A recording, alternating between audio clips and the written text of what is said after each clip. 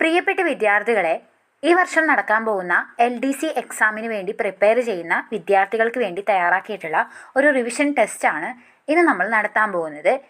3 ചാപ്റ്ററുകളാണ് ഇതിനായിട്ട് സെലക്ട് ചെയ്തിട്ടുള്ളത്. 7ാം ക്ലാസ്സിലെ മണ്ണിൽ പൊന്നു വിളയിക്കാം, അതേപോലെ ആസിഡുകളും ആൽക്കലികളും അന്നപദത്തിലൂടെ, ഈ 3 ചാപ്റ്ററുകളിൽ നിന്നുള്ള 30 ചോദ്യങ്ങളാണ് വീഡിയോയിൽ ഉൾപ്പെടുത്തിയിട്ടുള്ളത്. ഇമ്പോർട്ടൻ്റ് ആയിട്ടുള്ള 3 ചാപ്റ്ററുകളാണിത്. ഇമ്പോർട്ടൻ്റ് ആയിട്ടുള്ള ചോദ്യങ്ങളുമാണ് ഉൾപ്പെടുത്തിയിട്ടുള്ളത്.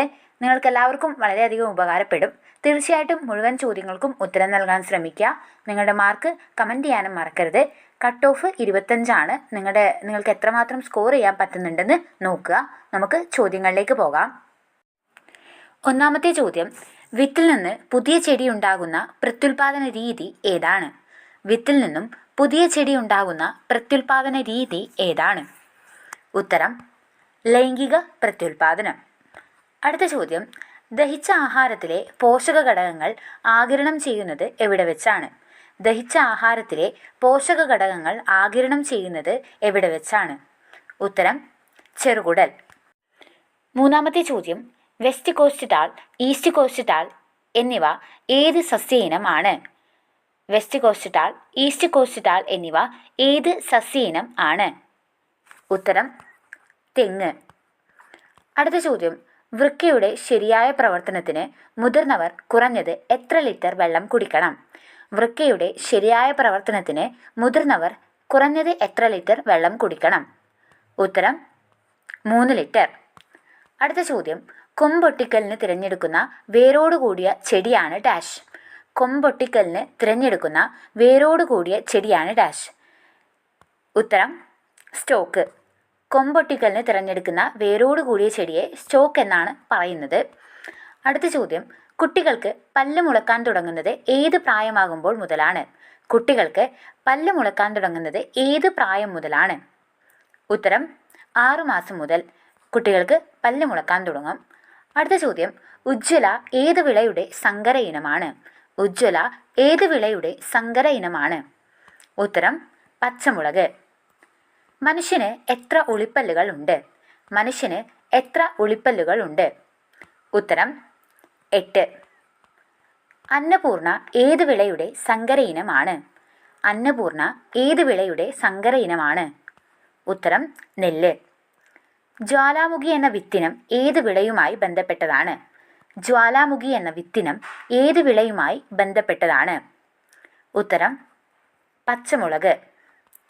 ദന്തക്ഷയത്തിന് കാരണമാകുന്ന ആസിഡ് ഏതാണ്? ദന്തക്ഷയത്തിന് കാരണമാകുന്ന ആസിഡ് ഏതാണ്? ഉത്തരം ലാക്റ്റിക് ആസിഡ്. അടുത്ത ചോദ്യം, മാലിക ഏത് വിളയുടെ സങ്കര ഇനമാണ്? മാലിക ഏത് വിളയുടെ സങ്കര ഇനമാണ്? ഉത്തരം പയർ. അടുത്ത ചോദ്യം, കിരൺ ഏത് വിളയുടെ സങ്കര ഇനമാണ്? കിരൺ ഏത് വിളയുടെ സങ്കര ഇനമാണ്? ഉത്തരം വെണ്ട. അടുത്ത ചോദ്യം, വായിൽ നിന്ന് ആഹാരം ആമാശയത്തിലെത്താൻ സഹായിക്കുന്ന അന്നനാളത്തിൻ്റെ തരംഗരൂപത്തിലുള്ള ചലനമാണ് ഡാഷ്. വായിൽ നിന്ന് ആഹാരം ആമാശയത്തിലെത്താൻ സഹായിക്കുന്ന അന്നനാളത്തിൻ്റെ തരംഗരൂപത്തിലുള്ള ചലനത്തിൻ്റെ പേരെന്താണ്? ഉത്തരം പെരിസ്റ്റാൾസിസ്. അടുത്ത ചോദ്യം, കൊമ്പൊട്ടിക്കലിൽ വേരോട് കൂടിയ ചെടിയിലേക്ക് ഒട്ടിക്കുന്ന കൊമ്പിനെ എന്ത് വിളിക്കുന്നു? കൊമ്പൊട്ടിക്കലിൽ വേരോട് കൂടിയ ചെടിയിലേക്ക് ഒട്ടിക്കുന്ന കൊമ്പിനെ എന്ത് വിളിക്കുന്നു? ഉത്തരം സയൺ. വേരോട് കൂടിയ ചെടിയെ സ്റ്റോക്ക് എന്നും അതിലേക്ക് ഒട്ടിക്കുന്ന കൊമ്പിനെ സയൺ എന്നുമാണ് പറയുന്നത്. അടുത്ത ചോദ്യം, വൻകുടലിൻ്റെ ഏകദേശ നീളം എത്രയാണ്? വൻകുടലിൻ്റെ ഏകദേശ നീളം എത്രയാണ്? ഉത്തരം 1.5 മീറ്റർ. അടുത്ത ചോദ്യം, മനുഷ്യ ശരീരത്തിൽ ഏറ്റവും കഠിനമായ പദാർത്ഥം ഏതാണ്? മനുഷ്യ ശരീരത്തിലെ ഏറ്റവും കഠിനമായ പദാർത്ഥം ഏതാണ്? ഉത്തരം ഇനാമൽ. അടുത്ത ചോദ്യം, ലോല ഏത് വിളയുടെ സങ്കര ഇനമാണ്? ലോല ഏത് വിളയുടെ സങ്കര ഇനമാണ്?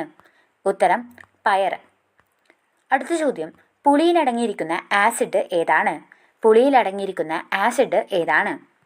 ഉത്തരം ടാർട്ടാറിക് ആസിഡ്.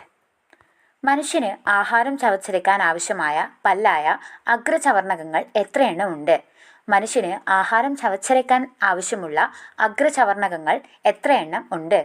ഉത്തരം 8 ആണ്. അടുത്ത ചോദ്യം, ജലം ഉണ്ടാക്കുന്നത് എന്ന് അർത്ഥമുള്ള മൂലകം ഏതാണ്? ജലം ഉണ്ടാക്കുന്നത് എന്ന് അർത്ഥമുള്ള മൂലകം ഏതാണ്? ഉത്തരം ഹൈഡ്രജൻ. വിനാഗിരിയിൽ അടങ്ങിയിരിക്കുന്ന ആസിഡ് താഴെ തന്നിരിക്കുന്നതിൽ ഏതാണ്? വിനാഗിരിയിൽ അടങ്ങിയിരിക്കുന്ന ആസിഡ് താഴെ തന്നിരിക്കുന്നതിൽ ഏതാണ്? ഉത്തരം അസറ്റിക് ആസിഡ്.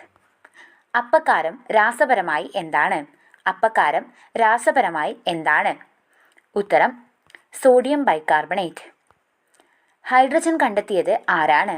ഹൈഡ്രജൻ കണ്ടെത്തിയത് ആരാണ്? ഉത്തരം കാവൻഡിഷ്.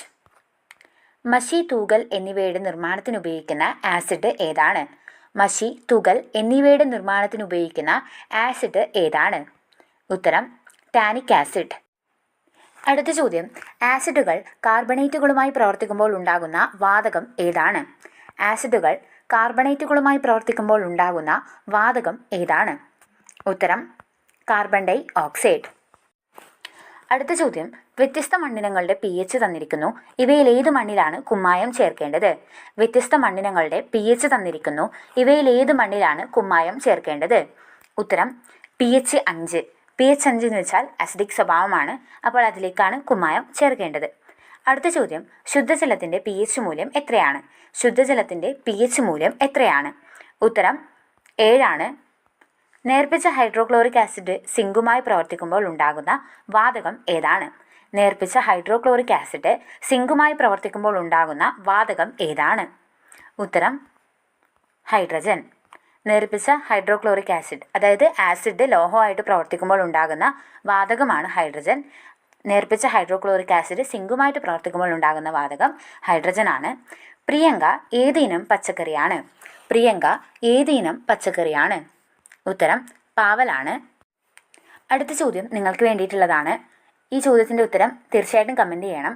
കേന്ദ്ര തോട്ടവിള ഗവേഷണ കേന്ദ്രം ഏത് ജില്ലയിലാണ് സ്ഥിതി ചെയ്യുന്നത്? കേന്ദ്ര തോട്ടവിള ഗവേഷണ കേന്ദ്രം ഏത് ജില്ലയിലാണ് സ്ഥിതി ചെയ്യുന്നത്? ഉത്തരം കമൻറ്റ് ചെയ്യാൻ മറക്കരുത്. അതേപോലെ നിങ്ങളുടെ മാർക്കും കമൻറ്റ് ചെയ്യാൻ മറക്കരുത്. നിങ്ങൾക്ക് വീഡിയോ ഉപകാരപ്പെട്ടാൽ തീർച്ചയായിട്ടും ഞങ്ങളുടെ ചാനൽ സബ്സ്ക്രൈബ് ചെയ്യുക. ഇതുപോലുള്ള വീഡിയോകളുമായിട്ട് നമുക്ക് കാണാം. അതുവരേക്കും ബൈ.